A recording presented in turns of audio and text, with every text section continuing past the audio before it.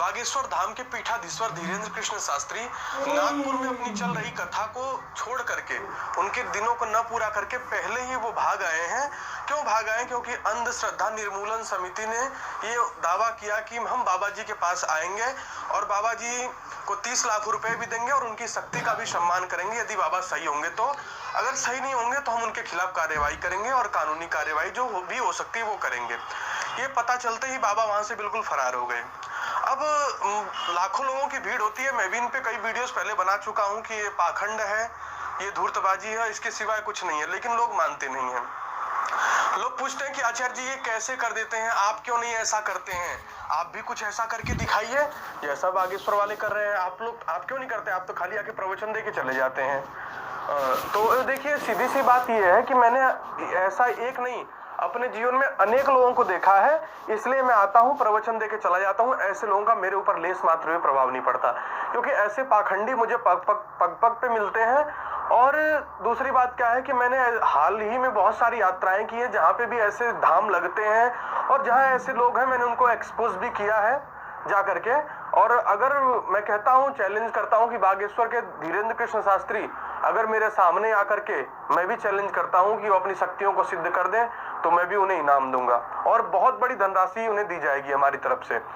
अगर नहीं करते हैं तो पूरे देश से उन्हें इस पाखंड को फैलाने और पूरे देश को भ्रमित करने के लिए माफी मांगनी चाहिए। और ऐसे लोगों को, ऐसे नालायक लोगों को जेल भी करना बहुत आवश्यक है। अभी हाल ही में मैंने एक यात्रा की थी लखनऊ की। वहां पे मुझे बताया गया कि एक दूधेश्वर धाम है, यहाँ पे दूधेश्वर बाबा बैठते हैं और वो आपके बारे में सब कुछ बता देंगे। आप कौन है, आप क्या चाहते हैं, आप यहाँ क्यों आए हैं, आपका उद्देश्य क्या है, आप यहाँ कौन कौन सी बातें करेंगे, वो पहले से सब जानते हैं। आपका नाम क्या, आपका पता क्या, आप करते क्या है। तो मैंने कहा कि चलो ठीक है साहब, ऐसे तो बहुत नमूने देखे हैं, एक और देखते हैं। हमारे एक शिष्य थे जिनके यहाँ मैं गया था, उन्होंने मुझसे पूछा, आचार्य जी आप भी ऐसा कुछ कर लेते हैं क्या? मैंने कि हम तो ऐसा नहीं करते हैं जी। अच्छा वो है, वो करते हैं। मैंने कि ठीक है, ले चलो हमें भी। मैं गया तो उन्होंने पहले ही जो उनके चेले चपाटे होते हैं उनके थ्रू बता दिया कि आचार्य अवनीश जी आए हैं गुरुकुल वृंदावन से और वो संस्कृत के आचार्य हैं और उपनिषद आदि के विद्वान हैं, और जो भी मोटी मोटी जानकारी होती है वो बाबा जी तक पहुंचा दी उन लोगों ने।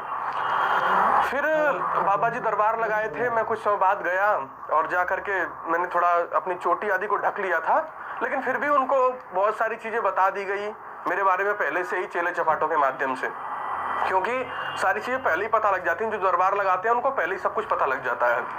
लगभग मेरा नंबर मुझे लगता है कि 10वां या 11वां रहा होगा, और मुझे आते ही उन्होंने सबसे तालियां बजवा दी और सबसे पहले और सीधे मेरा नाम लिया, जबकि मेरी उनसे कोई बातचीत नहीं हुई कि आचार्य अवनीश जी आए हैं गुरुकुल वृंदावन से, आप आगे आ जाइए, और आप तो बहुत बड़े विद्वान हैं, आप यहाँ क्यों आए, आप आइए यहाँ बैठिए, इनके लिए व्यवस्था करिए, भोजन आदि कराया नहीं, नाश्ता कराया नहीं, ये सारी बातें वो मुझसे अपने जो चेले चपाटे थे उनसे बातचीत करने लग गए, पूछने लग गए।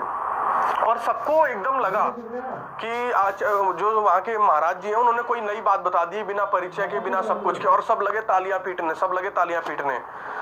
फिर मैंने कहा कि ये चीजें तो आपको मेरे बारे में पता है पहले से? उन्होंने कहा कि हाँ मुझे सब पता है पहले से, आपके मन में क्या चल रहा है मुझे वो भी पता है पहले से। तो मैंने कि बता दीजिए मुझे मन में क्या चल रहा है।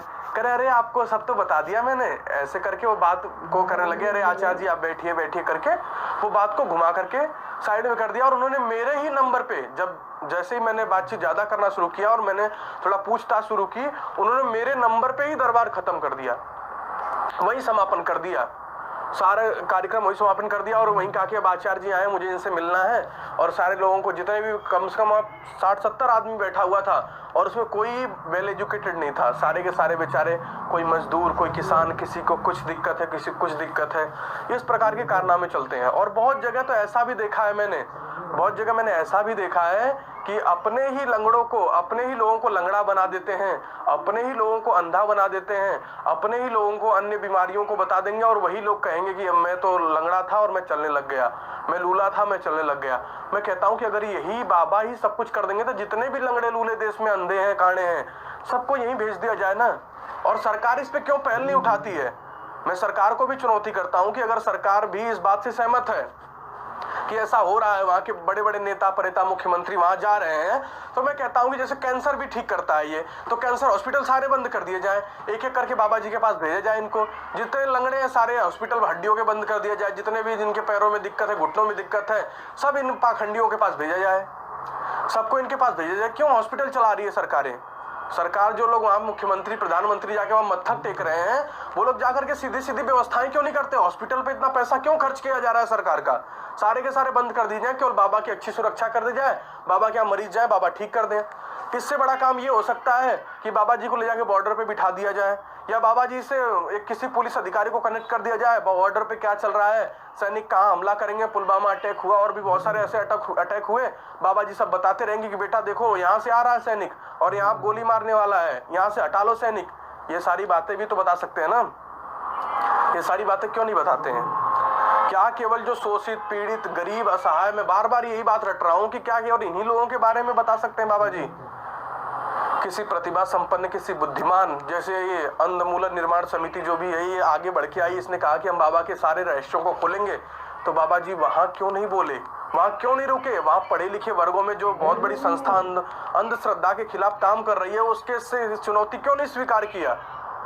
और आकर के फिर अनावश्यक शब्दों का प्रयोग किए। उसका बाप मर गया था, अरे वो आपसे उम्र में बड़े हैं, आपसे हर चीज में बड़े हैं, ऐसे शब्दों का प्रयोग करो, तेरी ठठरी बड़े, ये कौन से शब्द हैं? क्या एक सिद्ध आदमी को ये सब शब्द शोभा देते हैं? पहली बात। और दूसरी बात ये कि जो मैं अपनी पहली कहानी बता रहा था, उसमें क्या हुआ कि उन्होंने वहीं का वहीं दरबार बिल्कुल बंद कर दिया और वो आकर के मुझसे बातचीत करने लगे। फिर मेरे से बातचीत करते करते फिर वो उन्होंने मेरे से पूछना शुरू कर दिया कि आचार्य जी आगे क्या विचार है, क्या कर रहे हैं अभी आप, और गुरुकुल में कितने ब्रह्मचारी हैं, ये वो। मैं सब सुनता रहा। फिर मैंने तो यही कहा, मैंने डायरेक्टली मैंने कहा आप तो सब जानते हैं कि गुरुकुल में कितने ब्रह्मचारी हैं, कितने पढ़ रहे हैं, कितनों का एडमिशन हुआ, फिर भी आप सब मुझसे पूछ रहे हैं। अरे नहीं आप तो बुरा मान गए, आप मेरी परीक्षा ले रहे हैं कि आचार्य जी हम आपकी परीक्षा नहीं दे पाएंगे, ये वो हाथ जोड़ने लग गए। तो वहीं सारा दरबार सिमटा दिया। उन्हें पता है कि आगे दरबार चल नहीं पाएगा, सारा दरबार। ऐसे हजारों लोग, ऐसे अनेक जितने भी दरबार चलते हैं, मैं कहता हूं, मैं खुली चुनौती देता हूं कि कोई भी पाखंडी मेरे सामने आकर के अपनी शक्तियों को सिद्ध करके दिखा दे। इस देश में इतने बड़े बड़े ऋषि महर्षि हुए, इतने बड़े साधक हुए, इतने बड़े सिद्ध लोग हुए, क्या उन लोगों ने यही काम किया? बुद्ध हुए, नानक हुए, कबीर हुए, रैदास हुए, रहीम हुए, ये भी लोग तो साधक ही थे, भगवान के भक्त ही थे। मीरा हुई, ये लोग भी तो भगवान के भक्त ही थे। ऋषि मुनि भी हुए, क्या उन लोगों ने यही काम किया? पतंजलि ने योग दर्शन लिखा, ऋषियों ने वेदांत लिखा, न लिख करके खाली यही बकवास कर देते, वो भी बैठ के सबके दुख हरते रहते। क्यों मोक्ष की बातें की जाती हैं? क्यों मुक्ति की बातें की जाती हैं? वेदांत कहता है कि अच्छे कर्म करो और अपने आप को पहचानो। क्यों पहचानो भाई? सारे दुख तो हमारे वैसे ही कट गए, संसार में रहते हुए भी बाबा जी ने छू मार दिया, कैंसर खत्म, बाबा जी ने छू मार दिया, सारे रोग कट गए। ये भी तो है ना। इन बातों को विशेष गहराइयों से समझना चाहिए। और बाबा जी को मैं कहता हूं कि सरकार को कड़ा से कड़ा एक्शन लेना चाहिए। सरकार क्यों डरती है? क्योंकि सरकार भी इस देश की निकम्मी है। उसे पता है कि अगर मैं बाबा जी के खिलाफ कोई कार्यवाही करता हूं तो उनके साथ जितने 2 4 10 चेले हैं वो कट जाएंगे और हमारे वोट के लिए समस्या खड़ी हो जाएगी। ऐसी तो हमारी सरकारें हैं जो वोट के लिए ये करती हैं। अभी मैंने देखा है हमारे माननीय नेताजी का एक भाषण आ चुका है कि हर फिल्म पे बयान देना जरूरी है क्या? हर फिल्म पे बोलना जरूरी है क्या? फिर क्या करें? जो गंदी फिल्में आएंगी उस पे बोलेंगे नहीं। जब वो नेता परेता बोल रहे हैं तो ऊपर से प्रेशर दबाया जा रहा है, वो भी खुले मंच से। हमारे देश की जबरदस्त राजनीति चल रही है। अगर ऐसी राजनीति होगी तो ऐसे पाखंडी पनफेंगे नहीं तो क्या होगा? इस देश का बेड़ा नर्क में नहीं जाएगा तो क्या होगा? ऐसे पाखंडियों के खिलाफ सख्त कार्यवाही होनी चाहिए। और मैं कहता हूं कि सरकार को एक पहल उठानी चाहिए, जिस पहल से ऐसे पाखंडियों का डेरा डंबर बिल्कुल डोल किया जाए और ऐसे लोगों को बिल्कुल जेलों में बंद किया जाए। नहीं तो इस देश का सर्वनाश होने में बहुत ज्यादा टाइम नहीं लगेगा। इतना ही कह के मैं अपनी वाणी को विराम देता हूँ। जय श्री कृष्ण। 1 तारीख से 3 तारीख